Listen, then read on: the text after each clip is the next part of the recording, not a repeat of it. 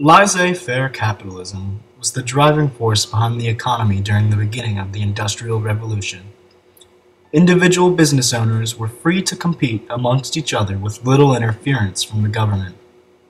Some industrial leaders gave back to the community and gave jobs to those in need of work, while others exploited their workers and drained the economy of resources in order to make a large profit. But whether they were philanthropists or supporters of social Darwinism, the big business leaders of the Gilded Age dominated the markets and drowned out their competitors. During the Gilded Age, many people strived to become successful. Horatio Alger was a prime supporter of personal success, and he wrote over 100 books about rags to riches stories. He epitomized the type of success people wished to achieve. He promoted the idea that with enough hard work and a little bit of luck, anyone can prosper. His stories were not so different from the concept of social Darwinism, a theory introduced by the English philosopher Herbert Spencer. Spencer applied Darwin's theory to business, and he introduced the belief that poverty and destitution were nature's way of weeding out the weak. Many big business leaders upheld social Darwinism because it justified their self-indulgent practices. Social Darwinism was able to take root strongly during the beginning of the Industrial Revolution because of laissez-faire. The term laissez-faire literally means to let people do as they wish, and with little government interference, prices and quantities produced in the market were determined strictly by the competition among manufacturers. Only the most productive businesses survived.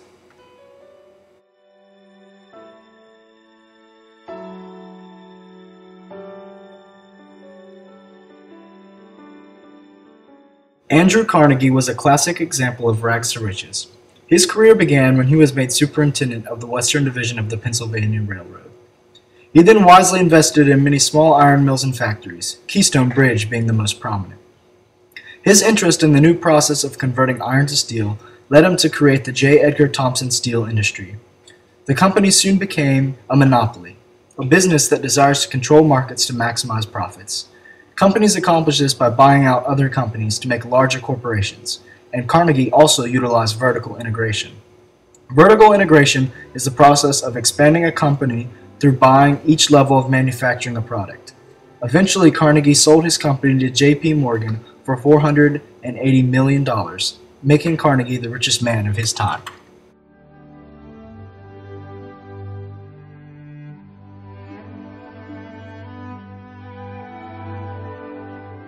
Another major business owner was John D. Rockefeller. Rockefeller was born in 1839 in Richford, New York. In 1853, he moved to Cleveland, Ohio, where he performed a partnership with a man named Maurice Clark. Both Maurice and Rockefeller created a company known as Clark and Maurice. Rockefeller and Maurice split up because Rockefeller believed that the future of Cleveland lay in the collection of raw industrious materials. Rockefeller soon entered oil production because he felt it had a promising future, thus creating the Standard Oil Company. It quickly consumed all other companies within the Cleveland area by the use of horizontal integration, where one firm takes over another firm. Pierpont Morgan was a fundamental financier during the Industrial Revolution. When his father's business partner retired, he became a partner in the firm, J.S. Morgan and Company, which later absorbed Drexel & Co., to be known as Drexel, Morgan & Co. Pierpont arranged many more mergers between companies, one of which combined Edison General Electric with Thomson Houston Co. in order to make General Electric. He was also able to broker a trust between Pennsylvania Railroad and the New York Central, and established an interlocking directorate over numerous other railroad companies. His position over multiple company boards allowed him to end competition among his merged companies, and it was a very profitable outcome for him. He became a directing power in the affairs of railroads, public services, and industrial companies. Cornelius Vanderbilt became one of the wealthiest men in America and was considered the transportation tycoon of the industrial age. Hoping to begin his own transportation business, Vanderbilt asked his parents for a $100 loan so he would be able to purchase a sailboat. As he became more involved in the trafficking of the Hudson River, Vanderbilt's sailboat soon expanded into a fleet of schooners, and later grew into a convoy of steamboats. Nicknamed the Commodore, Vanderbilt became the principal transportation service in America. However, the future of transportation was going in another direction. Sensing this, Vanderbilt began investing in railroads. In 1857, he was announced the director and president of the New York and Harlem Railway Company.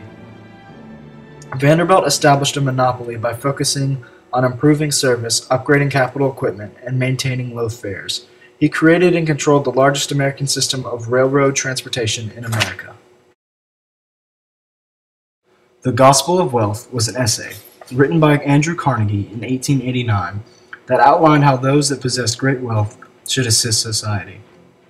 It influenced a social movement that promoted the public to give back to society and encouraged wealthy entrepreneurs to practice philanthropy. Andrew Carnegie was an important supporter of philanthropy, and with his fortune, he contributed greatly to the educational institutions in the United States.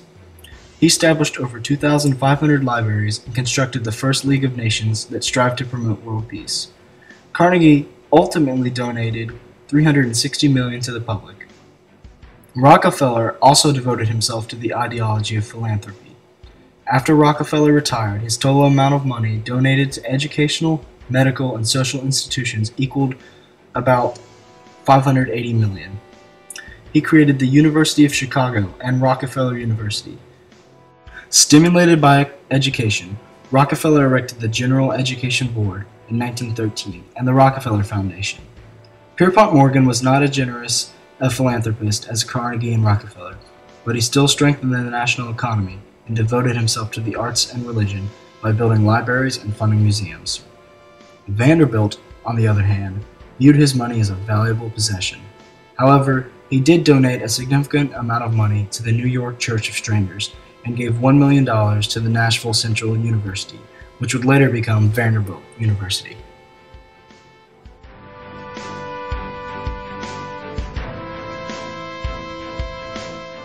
Robber barons are considered businessmen who engage in unethical business tactics and questionable stock market transactions to increase their personal fortunes.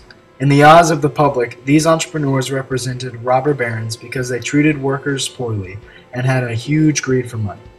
However, these entrepreneurs are now viewed as captains of the industry because of the inventions and charities they contributed to society.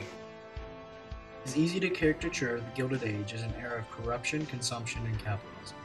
But it is more useful to think of this as modern America's formative period, where an agrarian society of small producers was transformed into an urban society, dominated by industrial corporations.